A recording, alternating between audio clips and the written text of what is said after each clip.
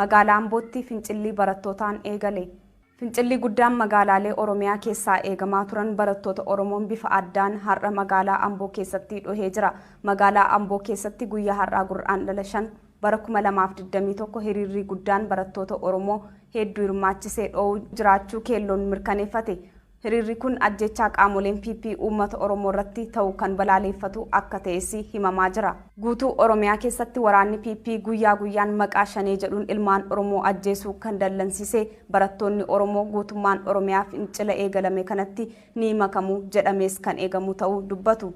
Fincilli kunis maayii rakkoo fi gidiraatti guduunfaa ta'uuf xiqqoomee barattoonni itti seenuu isaa kan mirkaneeffanne fincilli kunis goolee Oromiyaa maraatti itti fufuu akka qabuuf garbummaan nugee kaleessa gootota hedduu aarsaa itti kaffalan ammas Hacaaluu Hundeessaa itti gabbarre isaafis haqa isaa hin arganne gahuu qaba jechuun dhaamsa isaanii dhaamanii jiru.